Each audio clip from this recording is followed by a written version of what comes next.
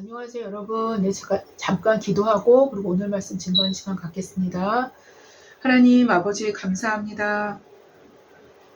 하나님 감사합니다. 방해가 심한 가운데 하나님 오늘도 예배를 드립니다. 하나님 이 예배 가운데 진리의 성령께서 임하여 주시옵소서.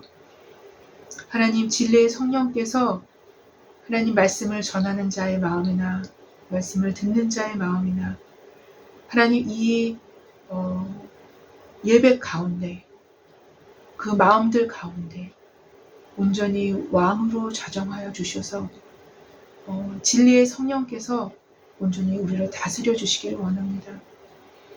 하나님 그래서 우리 마음 가운데 말씀이 말씀되어 줄 수 있도록 도와주시고 하나님 그래서 그 말씀이 진리의 말씀으로 우리 마음 가운데 새겨질 수 있도록 주님 역사하여 주시옵소서. 하나님 우리가 이 어두운 시대를 살아갈 때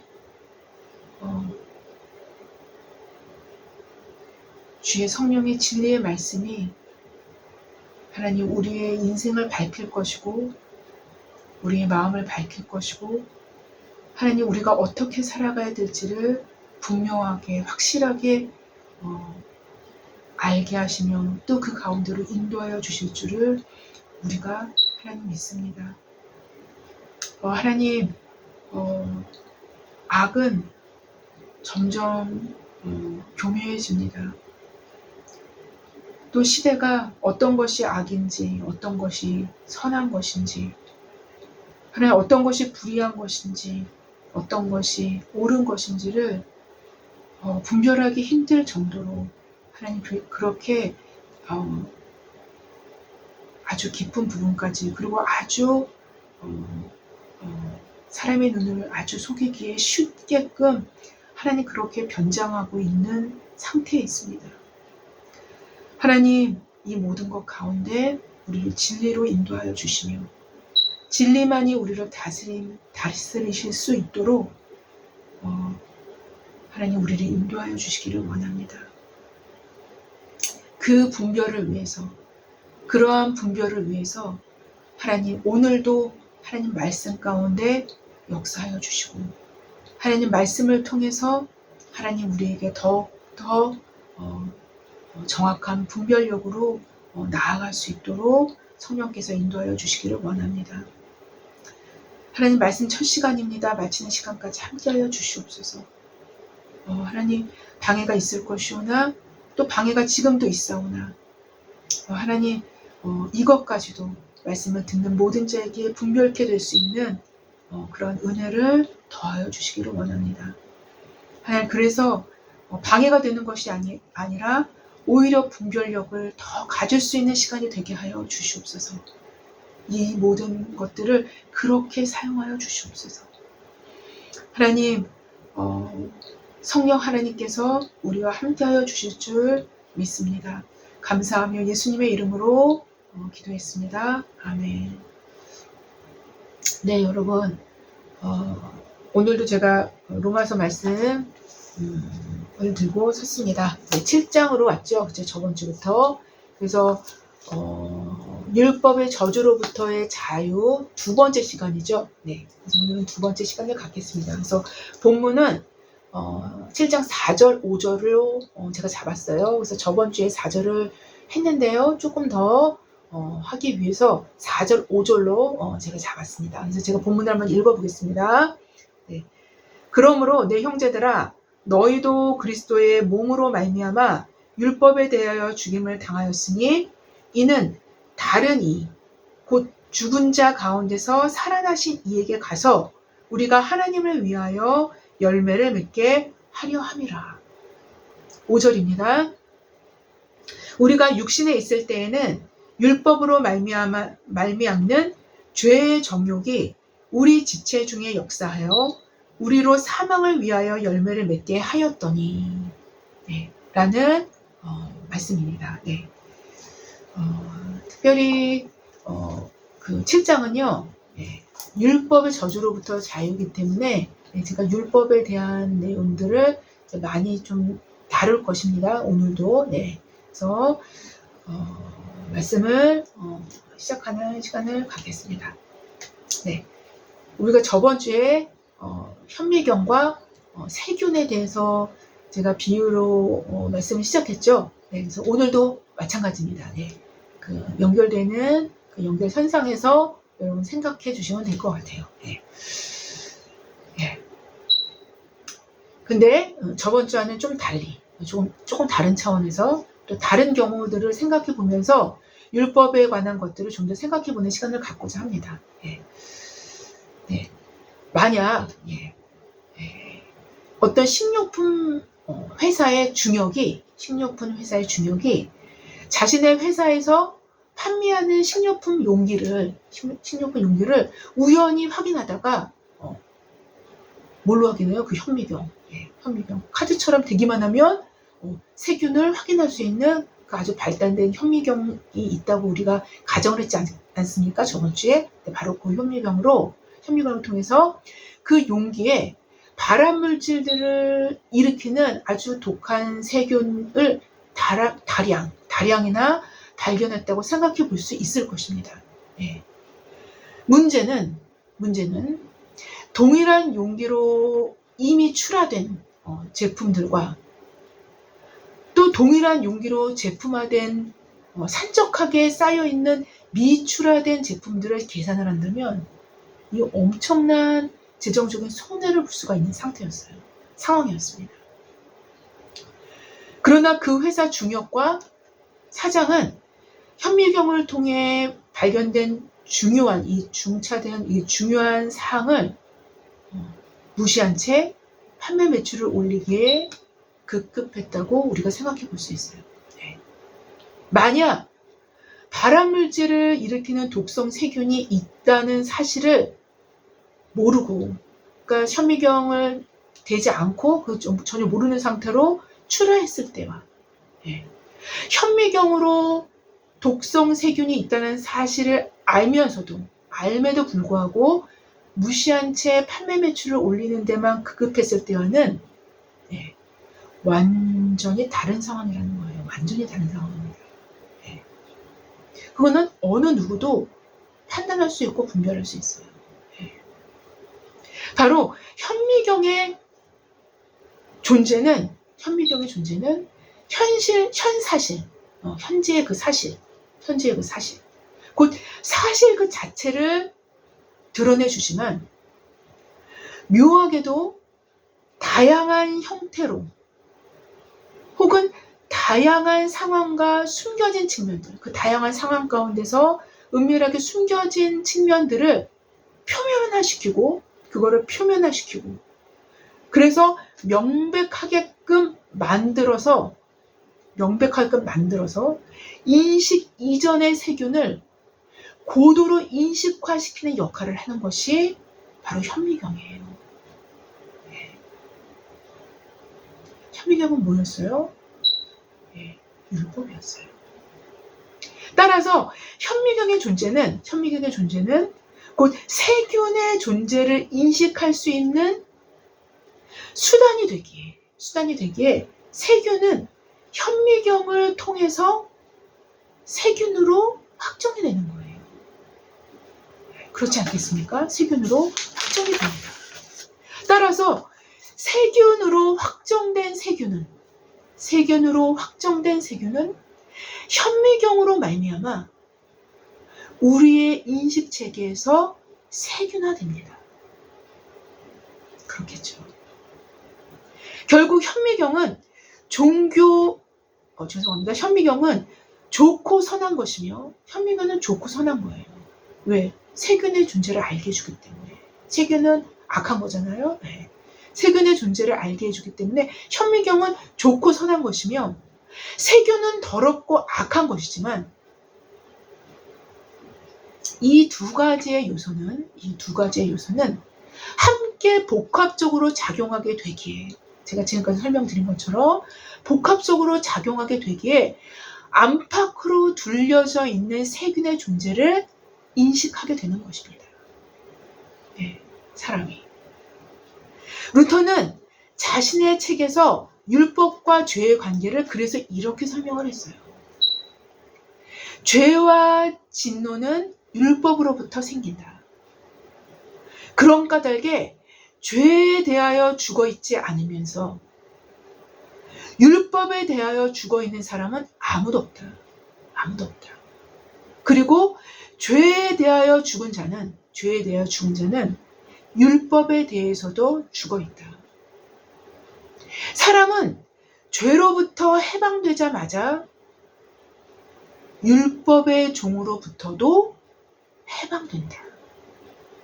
따라서 죄가 우리를 지배하면 율법도 우리를 지배하게 되고 그 역도 그 반대도 마찬가지다. 라고 기록했습니다.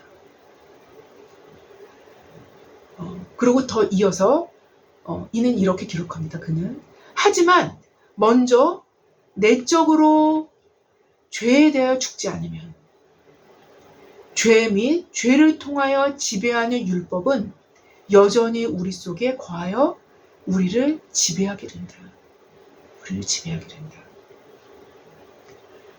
여러분, 지금까지 루터가 기록했듯이 죄와 진노는 율법으로부터 생긴다고 말씀드릴 수 있어요. 죄와 진노는 율법으로부터 생긴다고 말씀드릴 수 있습니다. 로마서 4장 15절에 이하에 이렇게 기록되어 있었죠. 이미 우리가 확인한 바 있어요. 율법은 진노를 이루게 하나니 율법이 없는 곳에는 범함도 없느니라 라고 기록합니다. 이것과 같이 법이 없는 곳에는 범법함도 존재할 수 없는 것입니다. 또한 범법, 즉 하나님의 법을 범했을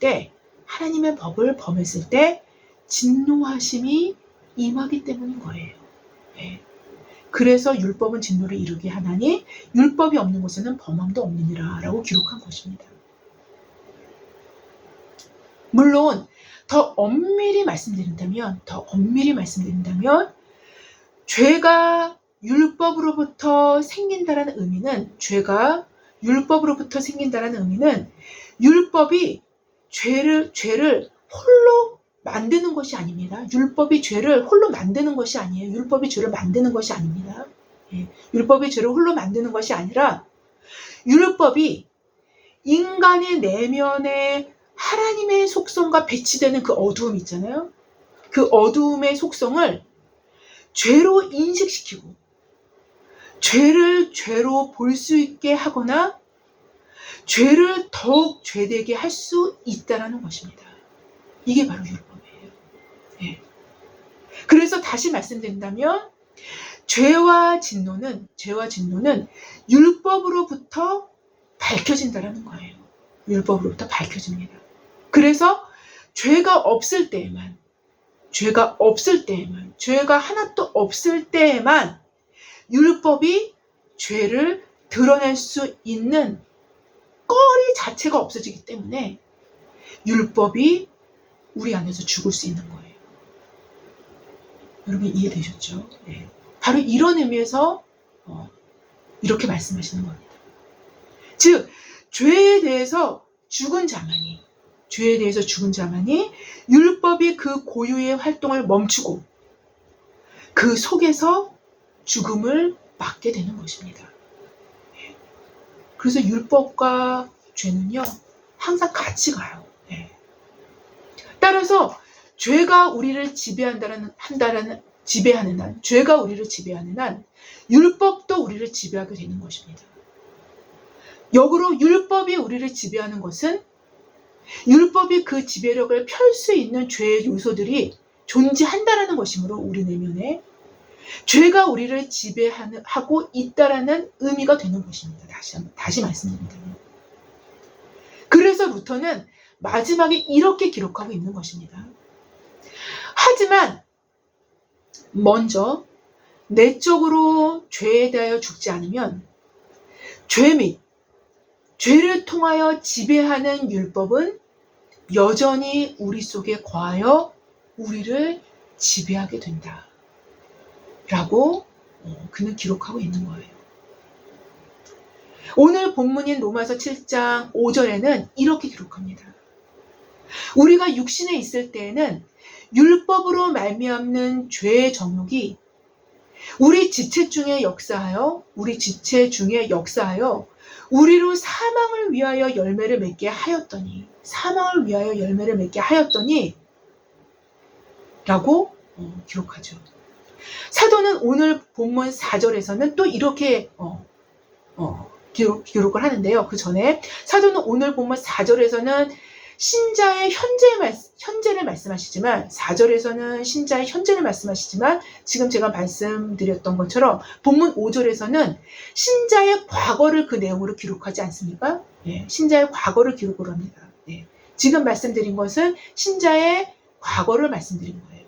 네, 즉 우리가 육신에 있었던 시절에는 율법으로 말미암는 죄의 정욕이 우리 지체 중에 역사하였다라는 것입니다. 율법이 죄를 홀로 만드는 것이 아님을 이미 말씀드렸는데요. 율법이 죄를 율법이 죄를 그냥 만드는 게 아니에요. 예. 이미 말씀드렸듯이 율법은 우리로 죄를 깨닫게 함으로 죄가 죄임을 알게 하는 기본적인 기능을 갖고 있을 뿐만 아니라 더 나아가 죄임을 알았음에도 불구하고 죄를 무시하거나 은폐하거나 스스로의 생각으로 합리화시키는 죄까지도 더하여 폭로시키며 드러내는 그런 역할을 해요. 율법이. 예. 폭로시키고 드러내는, 그래서 심히 죄를 죄되게 만드는 역할을 합니다. 율법이. 예. 그런 기능을 갖고 있어요. 아예 현미경으로 보지 않았더라면 없을 만한 죄가 현미경을 통해서 그 마음이 죄된 방향으로 흘러감으로 인간의 육체 가운데 편만하게 내재되어 있는 죄의 그 성향을 집결케 만드는 기능을 갖고 있어요. 묘하게. 죄의 성향을 집결케 만들어 그 죄를 현실화시키는 기묘한 기능도 갖고 있다라고 말씀드릴 수 있어요. 뭐가요? 율법이요. 바로 율법은 인간 속에 내재되어 있는 죄의 세포들까지 찾아냅니다. 그게 율법의 기능이에요. 덮어져 있었던 것도 다 드러내서 심히 죄되게 만드는 거예요. 이게 율법의 기능입니다. 따라서 죄가 있는 한 율법은 살아서 제 기능을 발휘할 수밖에 없게 되는 거예요. 율법에 죽으면 인간 속에 내재되어 있는 죄가 있어서는 안 된다는 것입니다. 율법에 있어서 죽었다면. 네. 그래서 사도는 본문 5절에서 이렇게 기록을 하는 거예요. 우리가 육신에 있을 때에는 율법으로 말미암는 죄의 정욕이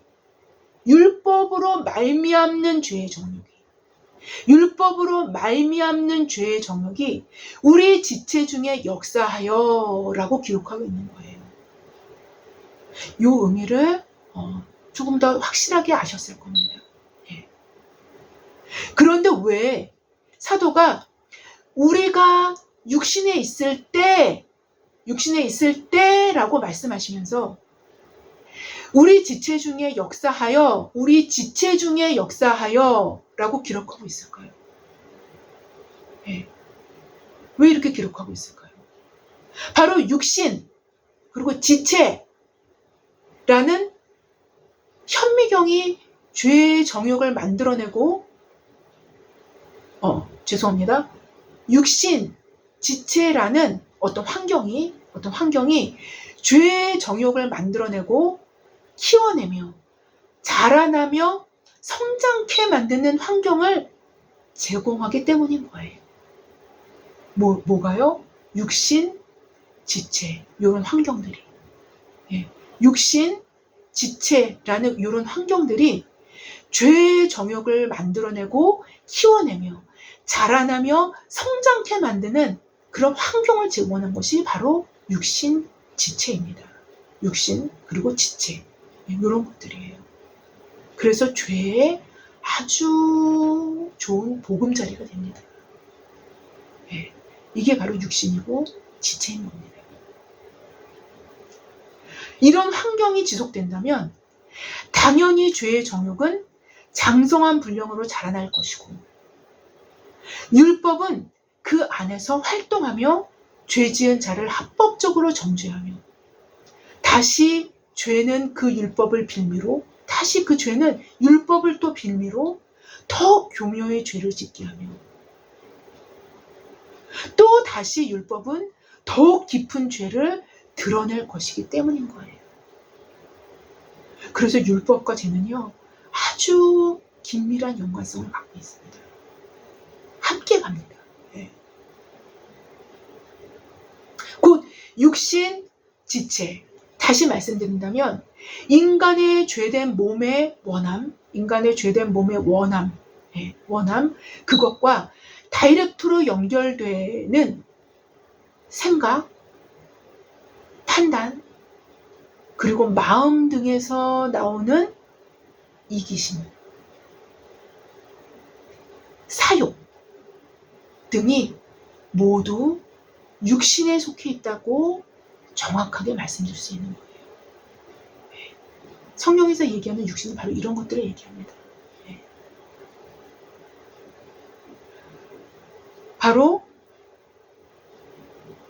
몸의 원함과 그것, 다이렉트로 연결되는 우리의 생각, 마음, 그리고 판단, 이런 것에서 나오는 이기심, 그리고 사욕 등이 모두 육신에 속해 있다고 말씀드릴 수 있으며, 지체는 이 일들을 행하는 몸의 현실적인 도구라고 할 수 있어요.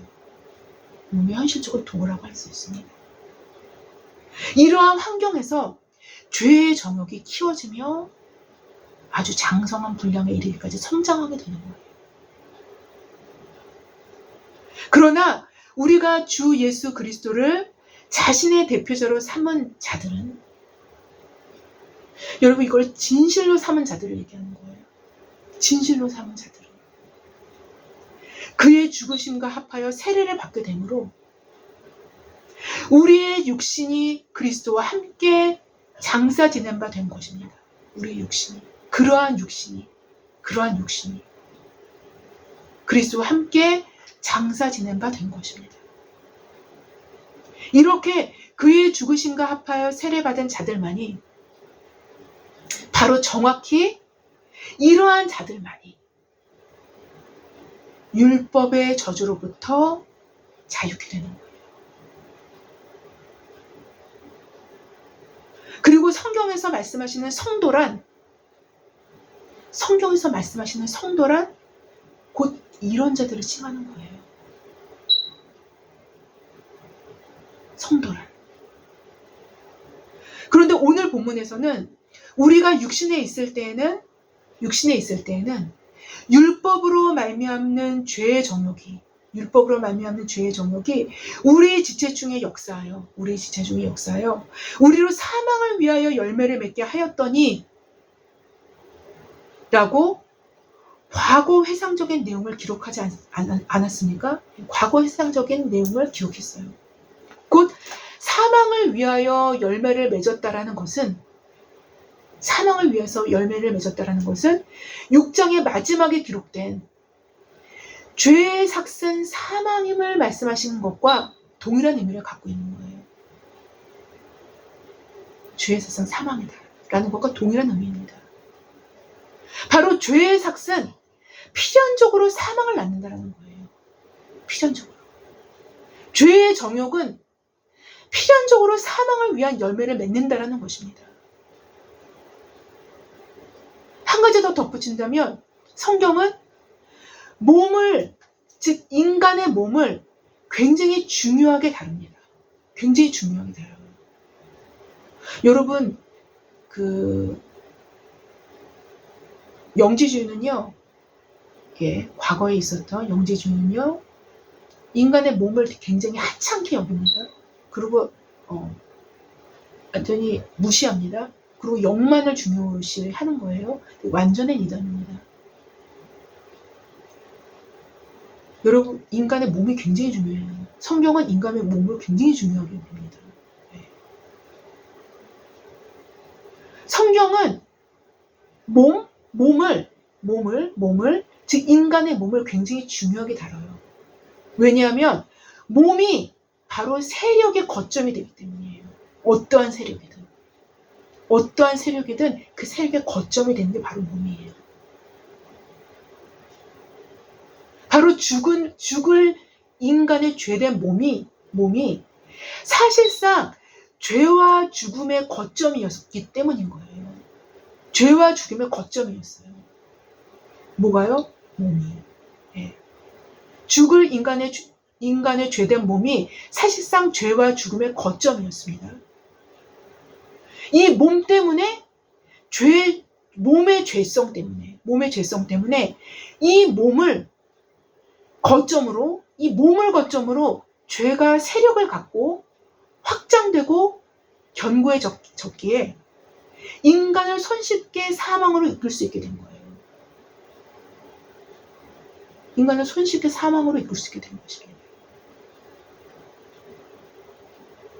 그래서 하나님은 바로 이 이유에서 그리스도를 몸을 가진 육체를 갖고 있는 인간으로 보내셔야 했던 거예요.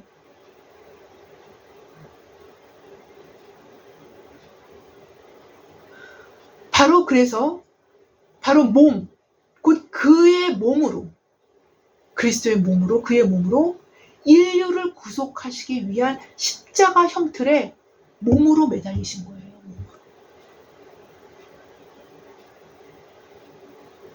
몸으로. 또 바로 이런 이유에서 그의 몸이 부활하신 거예요. 그의 몸이 살아나신 거예요.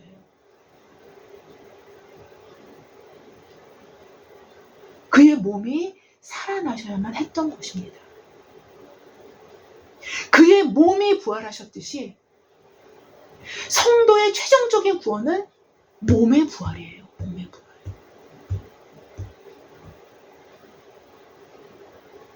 여러분, 성경이요, 이런 표현은 조금 어폐가 있지만 굉장히 과학적이에요.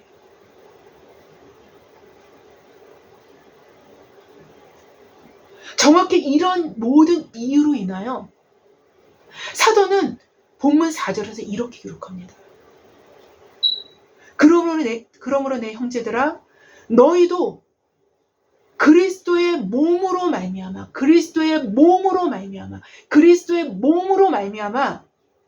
율법에 대하여 죽임을 당하였으니 라고 4절 상반절에 기록하고 있는 것입니다. 그리스도의 몸으로 대속적인 십자가 죽음을 감당하셨기 때문에 그리스도의 몸으로 말미암아 너희의 죄의 몸은 죽었으며 대속했기 때문에, 대신 속했기 때문에 죄의 몸은 죽었으며 죄의 몸이 죽음으로 율법에 대해서도 죽임을 당했다는 거예요. 죄의 몸이 죽음으로 율법에 대해서 죽임을 당했다는 건 이해가 가셨죠. 바로 전에 제가 쭉 설명드린 거예요. 바로 그 이유 때문에.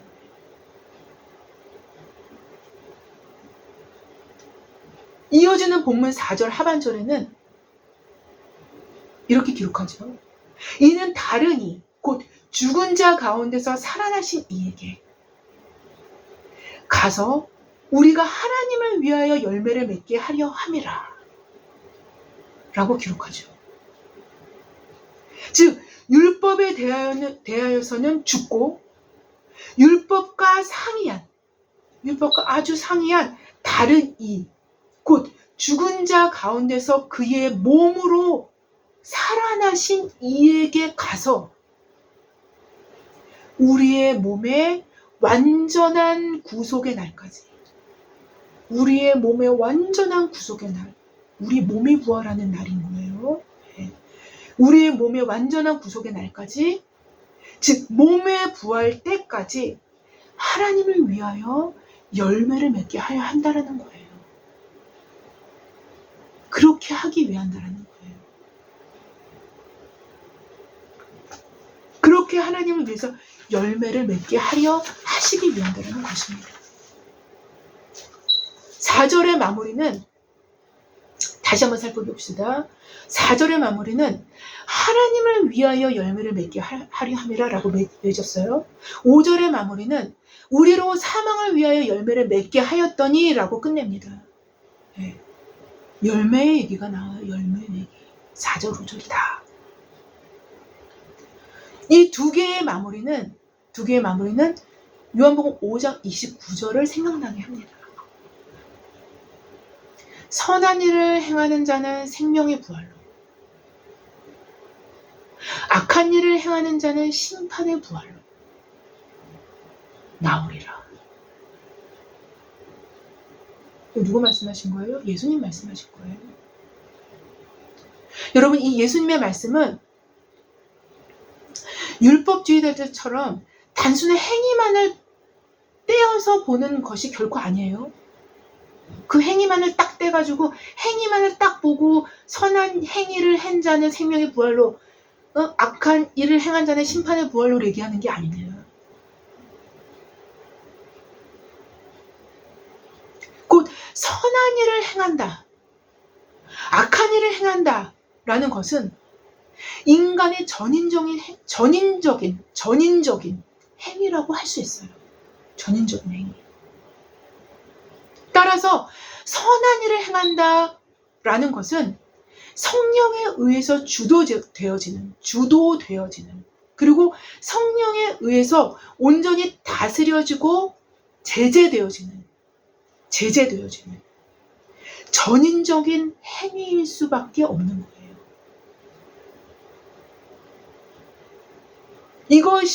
이것의 지속함이, 이런 식의 삶의 지속함이 곧 성령의 행하심의 열매인 성령의 열매로 나타나게 되어지는 것이며, 오늘 본문에서는 하나님을 위하여 열매를 맺게 하려 함이라로 표현되고 있는 바로 정확한 그 의미인 거예요. 그래서 성령의 열매는 말 그대로 성령의 열매예요. 말 그대로 그분의 열매지, 말 그대로 그분의 열매예요. 성령님의 열매인 거예요. 그분의 열매지 우리 자신의 열매가 되어줄 수 없는 것입니다. 사실상. 왜냐하면 우리가 맺는 것이지만 우리의 힘으로 맺어질 수 없는 분명한 이유 때문인 거예요.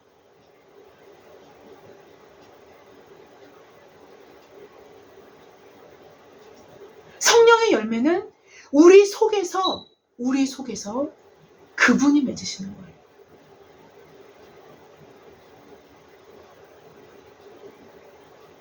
그래서 성령의 열매인 거예요. 성령의 열매. 우리의 이름으로 누구누구의 열매가 아니에요. 성령의 열매라고, 그래서 성경은 표현을 하시는 거예요.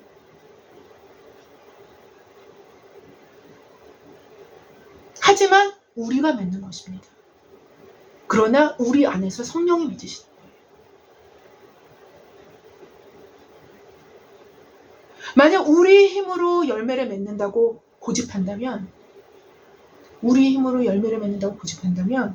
정확히 율법으로 회개를 의미하게 되는 거예요.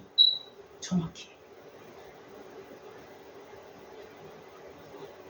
그렇다면 그리스도의 죽으심과 부활을 무의미하게 만드는 결과가 주어질 수밖에 없는 것입니다.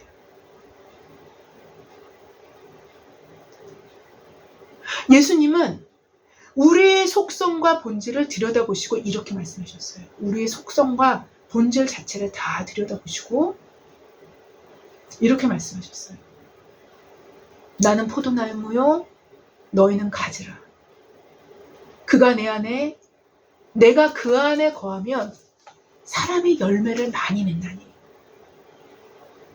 나를 떠나서는 너희가 아무것도 할 수 없습니다. 너희가 아무것도 할 수 없습니다. 열매 얘기를 하시면서 얘기를 하죠.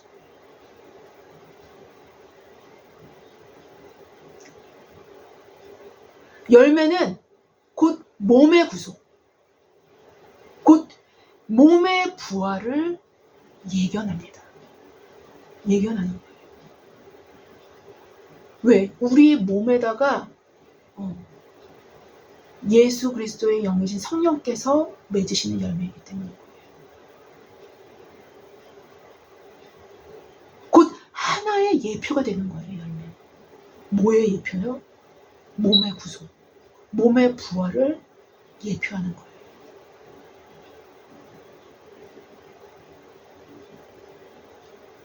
그러므로 내 형제들아 너희도 그리스도의 몸으로 말미암아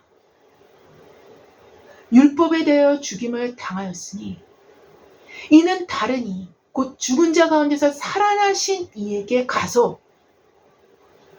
우리가 하나님을 위하여 열매를 맺게 하려 함이라. 우리가 육신에 있을 때에는 율법으로 말미암는 죄의 정욕이 우리 지체 중에 역사하여 우리로 사망을 위하여 열매를 맺었더니 사망을 위하여 열매를 맺었더니 라고 오늘 본문은 말씀하십니다. 여러분, 사망을 위한 열매가 아닌 오직 하나님을 위하여 열매를 맺는 것이라면 반드시 그리스도가 필요합니다. 반드시 그리스도가 필요해요.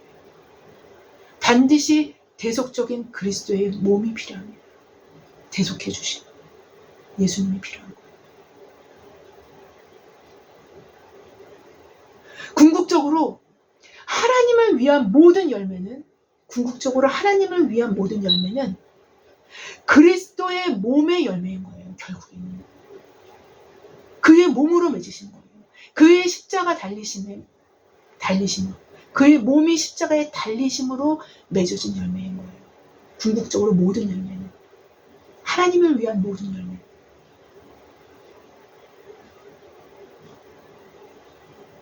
바로 사실상 이 일을 위하여 율법조차도 그 목적을 갖고 있다라고 볼 수 있기 때문인 거예요. 그 목적을 갖고 있어요. 여태까지는 율법의 기능을 중심으로 설명을 했어요. 근데 율법의 목적이 있어요.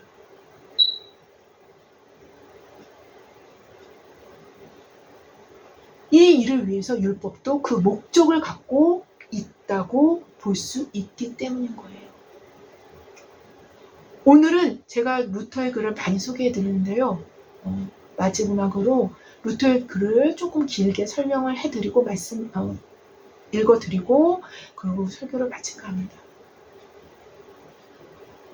이 말씀은 여러분께 도움이 될 것 같아서 제가 읽어드리겠습니다.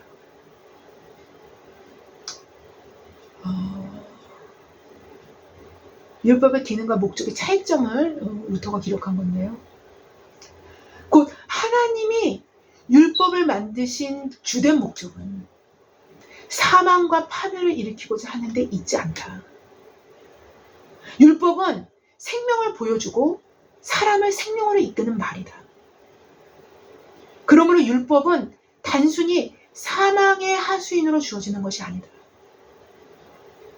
율법의 주된 목적은 사망을 계시함으로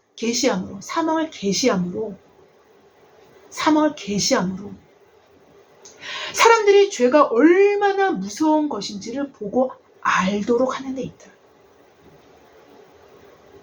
그러나 율법은 죽이고 멸망시키는 것 외에 다른 목적이 없는 것처럼 보이지 않는다. 율법은 사람들이 두려워하고 낙심하고 비천함을 느낄 때 하나님을 두려워하도록 사망을 계시한다. 사망을 계시하는 거예요. 사망을 계시한다. 율법의 기능은 죽이는 것이지만 그것이 목적이 아니다. 하나님이 소생시키시고 다시 생명을 주실 수 있도록 하기 위해서 존재하는 것이 율법인 거예요. 이게 율법이에요. 사람들은 교만하고 자기들이 지혜롭고 의롭고 거룩하다고 상상한다. 거의 대부분의 사람들이 그래요. 네. 사람들은 교만하고 자기들이 지혜롭고 의롭고 거룩하다고 상상한다. 그렇기 때문에 반드시 율법을 통해 낮아져야 한다. 여러분, 이 낮아짐은요, 합법적인 방법으로 예, 아주 명백하고 아주 합법적으로 어떻게 보면 낮아지는 거예요. 그 내면의 심리가. 그때 자신들의 의에 높은 평가를 내리는 짐승은 죽임을 당해야 한다. 죽임을 당하는 거예요. 자기 스스로 높은 평가를 내리는 짐승은 죽임을 당해야 하며, 그렇지 않는다면 아무도 생명을 얻을 수 없다. 이게 루터의 말이에요. 따라서 율법이 죽이는 것이기는 해도 하나님은 율법의 효력, 곧 사망을 생명을 일으키는 선한 목적으로 사용하신다. 선한 목적으로 사용하신다. 그리고 더 나아가서 이제 또 루터는 이렇게 기록합니다. 그러므로 우리는 율법을 폐지하지 않고 율법의 참된 기능을 인정한다. 즉 율법을 통해 그리스도께 나아간다. 이게 개신교예요, 여러분. 여러분, 이게 개신교인 겁니다. 여러분, 이게 개신교예요. 다시 말해, 여러분은 율법이 여러분을 낮추고 두렵게 하고 크게 낙심시켜 절망의 구렁텅이에 빠뜨린 후에 율법을 적절히 사용하는 법을 배운다. 율법의 기능은 죄와 하나님의 진노를 드러내는 것과 사람들을 그리스도께 이끄는 것에 있다. 그리스도께 이끄는 것에 있는 거예요. 이 말씀은 제가 굉장히 많이 말씀드렸어요. 옛날부터. 율법의 기능은 오직 고통받고 상한 마음을 가진 자에게, 자기 자신 때문에 마음을 상하는 거예요. 상한 마음을 가진 자에게 하나님이 임하신다고 증언하는 성령의 역사로 인해 복음 속에서 그 복음이 시작되는 거예요. 복음 속에서 시작된다. 이게 복음인 거예요. 지금까지 루터의 글을 제가 읽어드렸는데요.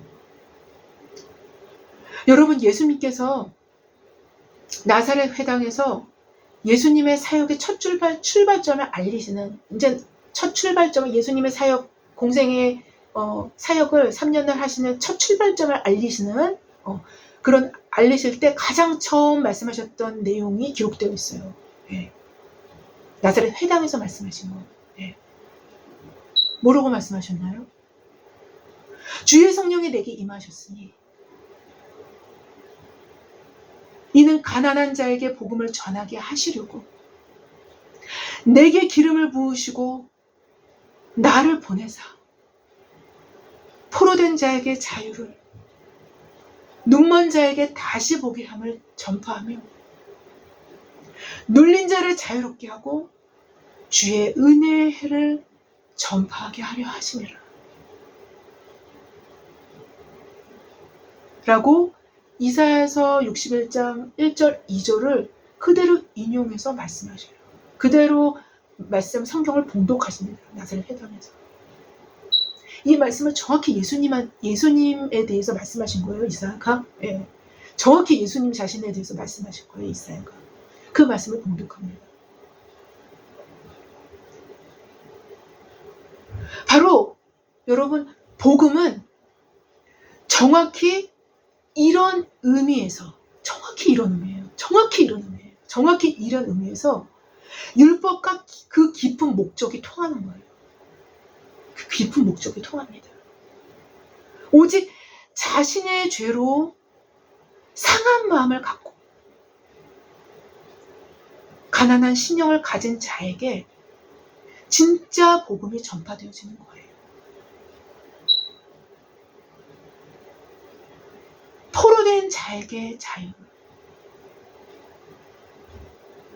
자기가 죄에 대해서 포로된 자라는 걸 알아야 되는 아픔이 있는 거예요. 눈먼 자에게 다시 보게 합니다. 자기가 눈멀었다는 사실을 알고 있어야 된다는 거예요. 눌린 자를 자유롭게 하고, 자기가 눌려서 지금 고통당하고 있는 사실, 내가 진짜 쓰잘데기 없는 인간이라는 사실을 자기 죄 때문에 알고 있어야 된다는 소리예요.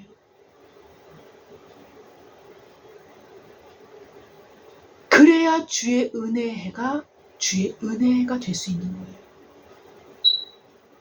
이게 진짜 희년인 것입니다. 이게 진짜 복음인 거예요. 여러분. 이 일을 위해 율법이 존재하는 거예요. 가난함은요, 심령의 가난함이에요.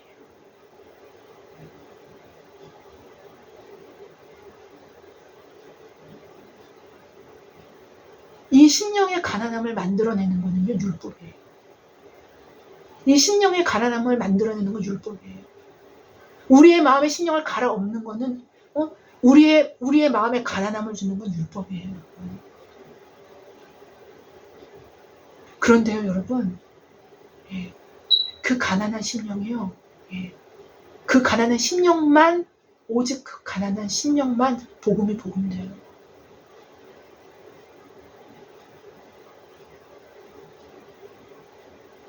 여러분, 마음의 가난함은요, 예, 부자건 가난하건 상관없습니다. 예, 상관없어요. 돈이 많아도 마음이 굉장히 가난할 수 있어요. 하나님이 그 환경을 이끄시면, 그 마음을 주장하시면, 가난해도 여러분 굉장히 교만할 수 있어요.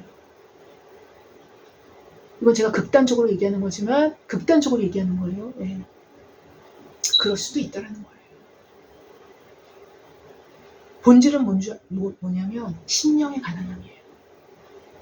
율법이 그 기능을 합니다. 율법이.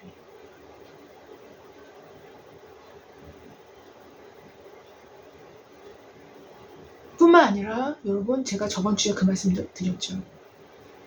율법의 그런 어떤 기능, 그런 의의 그런 그 하나님의 영원한 그 하나님의 내면 가운데 계신 영원한 하나님의 속성의 그 의로움이 율법에도 존재한다. 네. 라고 이제 제가 그 다른 측면에서 또 설명을 드리면서 말씀을 드렸어요. 그러면서 말씀을 드렸던 게 그런 율법의 그런 측면들이 그대로 또 어느 측면, 그런 측면들이 성령께서 역사하신 성령의 사역 안에 다 내포되어 들어가 있다. 라는 말씀을 제가 드렸을 거예요. 예, 바로 그거예요. 성령 하나님도요, 예, 우리의 죄를 보게 하시고 깨닫게 하시고 책망하시고, 예, 제지하십니다.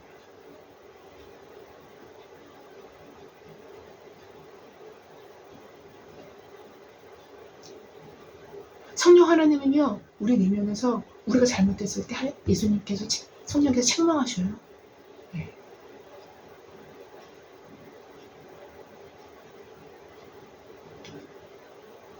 여러분, 우리의 마음의 가난함이 그렇게 중요한 거예요. 우리의 마음의 가난함이. 그게 복음이 복음되는 거예요. 그래서 사실상 율법을 주신 거예요. 율법의 궁극적인 목적이 이겁니다.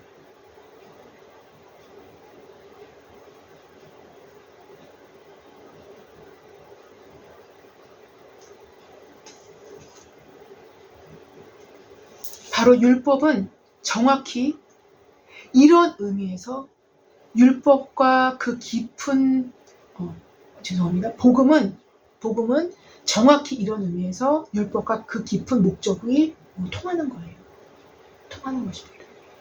오직 자신의 죄로 상한 마음을 갖고 가난한 심령을 가진 자에게 진짜 복음이 전파되어지는 거예요. 진짜 복음이. 여러분, 성령님께서요, 구약도 다 사용하셔요. 네, 구약도 다 사용하셔요. 어쩔 때는요, 성령님께서 구약의 어떤 구절을 보여주시면서 깨닫게 하시면서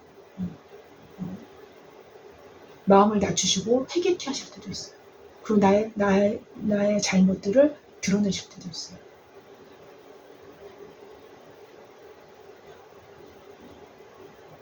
여러분, 이해되셨죠? 네.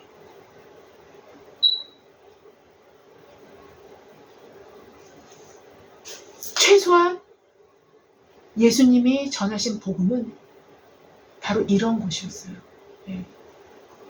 예수님이 우리한테 전해주신 복음은 이런 복음이에요.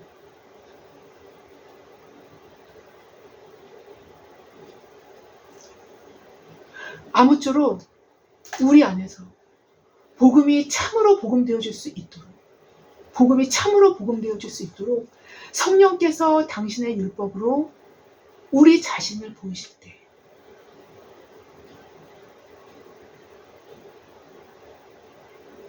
가난한 심령으로 그리스도의 발 아래 무릎 꿇는 저와 여러분 모두가 되어지기를 주님의 이름으로 기도합니다.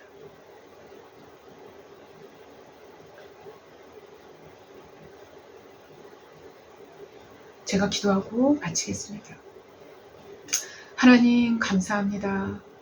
오늘 율법의 기능과 목적에 대해서 전반적으로 말씀을 통해서 알게 하심을 감사합니다. 하나님, 율법의 기능과 목적을 알았더니 복음의 위치가 보이네요. 복음이 어떠한 것인지가 더 선명히 보이네요. 하나님, 좋으신 하나님, 선하신 하나님,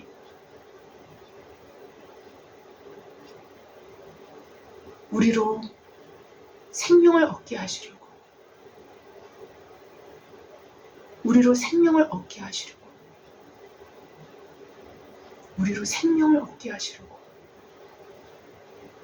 이 모든 것을 하나님의 경륜 가운데 두심을 감사드립니다.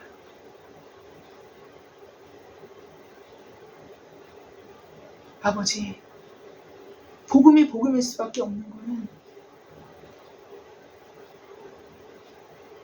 율법은 보여줄 뿐이지만 성령 하나님은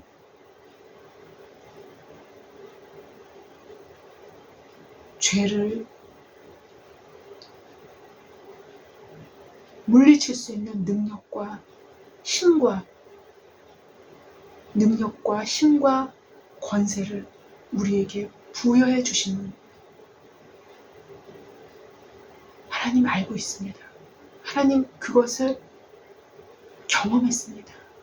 하나님 그것을 알고 있습니다. 하나님 그것을 우리가 경험합니다. 앞으로 우리의 삶에서 더욱 경험될 수 있게 하여 주시옵소서. 더욱 경험될 수 있게 하여 주시옵소서.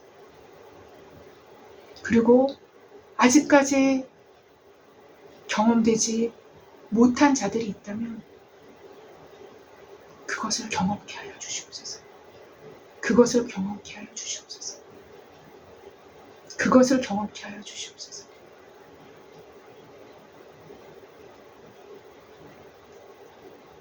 감사하며 예수님의 이름으로 기도했습니다. 아멘.